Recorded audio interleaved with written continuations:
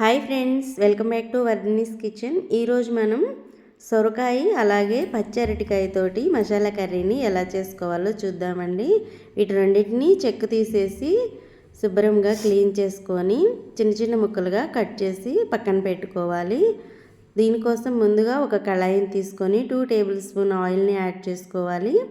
అలాగే కొంచెం తాలింపు గింజల్ని యాడ్ చేసుకోవాలి. 1 ఎండుమిర్చిని కూడా యాడ్ చేసుకొని ఈ తాలింపు అంతా కొంచెం ఫ్రై అయిన తర్వాత ఒక 2 పచ్చిమిర్చిని ఇలా సన్నగా కట్ చేసి యాడ్ చేసుకోవాలి. అలాగే 1 మీడియం సైజు ఆనియన్ కూడా కట్ చేసి యాడ్ చేసుకోండి. ఇవి కొంచెం ఫ్రై అయిన తర్వాత ఒక రెబ్బ కరివేపాకుని యాడ్ చేసుకోవాలి. అలాగే రుచికి సరిపడా సాల్ట్ని, రుచికి సరిపడా పసుపుని యాడ్ చేసుకొని ఒకసారి కలుపుకొని మనం కట్ చేసి పెట్టుకున్న ముక్కల్ని యాడ్ చేసుకోవాలి. అరటికాయ ముక్కల్ని పసుపు అలాగే ఉప్పు వేసిన సాల్ట్ వాటర్లో ఉంచాలండి, లేదంటే కలర్ చేంజ్ అవుతుంది. ఇలా చిన్న ముక్కలుగా కట్ చేసుకోవచ్చు, లేదంటే మీరు పొడవుగా సన్నగా అయినా కట్ చేసుకోవచ్చండి, మసాలా కర్రీ కాబట్టి. ఇలా కట్ చేసి యాడ్ చేసుకున్న తర్వాత ఇవి కొంచెం మగ్గించుకోవాలి. మూత పెట్టుకొని మధ్య మధ్యలో కలుపుకుంటూ ఒక 2 to 3 మినిట్స్ వరకు మగ్గించుకోవాలి. సో ఇవి మగ్గేలోపు మనము మసాలాని ప్రిపేర్ చేసుకుందామండి. ఒక బౌల్ని తీసుకొని ఒక 1 మీడియం సైజ్ ఆనియన్ని అలాగే 2 మీడియం సైజ్ టమాటాలని యాడ్ చేసుకోవాలి. అలాగే ఒక గుప్పెడు పల్లీలని యాడ్ చేసుకోవాలి. వీటన్నిటిని బాగా మిక్సీ పట్టుకోవాలండి, మెత్తని పేస్ట్ చేసుకోవాలి. ఇన్ని మధ్య మధ్యలో కలుపుకుంటూ మనం మిక్సీ పట్టుకోవాలి. ఇలా మెత్తగా పేస్ట్ చేసుకొని పక్కన పెట్టుకోవాలి. ఇవి మగ్గిన తర్వాత 1 టేబుల్ స్పూన్ అల్లం వెల్లుల్లి పేస్ట్ని యాడ్ చేసుకోవాలి.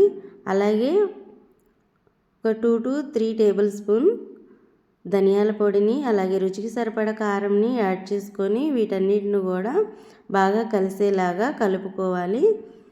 ఇవి కొంచెం మగ్గిన తర్వాత మనం ప్రిపేర్ చేసి పెట్టుకున్న ఈ మసాలా అంతటిని యాడ్ చేసుకోవాలి.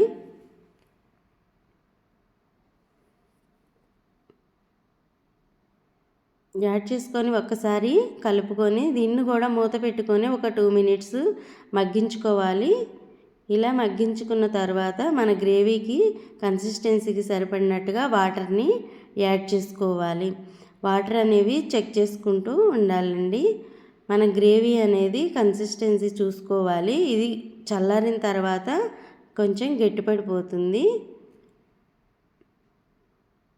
సో మన గ్రేవీ అనేది రైస్లోక, చపాతీలోక లేదా దోశలోకైనా ఇది టేస్ట్ అనేది చాలా బాగుంటుంది. కాబట్టి గ్రేవీ కన్సిస్టెన్సీ అనేది మీరు చెక్ చేసుకుంటూ ఉండాలి. ఇవి మెత్తగా ఉడికిపోతాయండి వెంటనే, ఎందుకంటే మనం ముందే మగ్గించాం కాబట్టి ఈ కర్రీ కూడా త్వరగానే రెడీ అవుతుంది. ఇలా కొంచెం పుదీనాని యాడ్ చేసుకోవాలి. అలాగే 1/2 టేబుల్ స్పూన్ వరకు గరం మసాలాని యాడ్ చేసుకొని ఒక్కసారి కలుపుకొని ఫైనల్గా దీన్ని కొత్తిమీరని అయితే యాడ్ చేసుకోవాలండి. కొత్తిమీరని యాడ్ చేసుకొని పూర్తిగా మంటని ఆఫ్ చేసేసుకొని ఒక 1/2 లెమన్ జ్యూస్ని యాడ్ చేసుకోవాలి.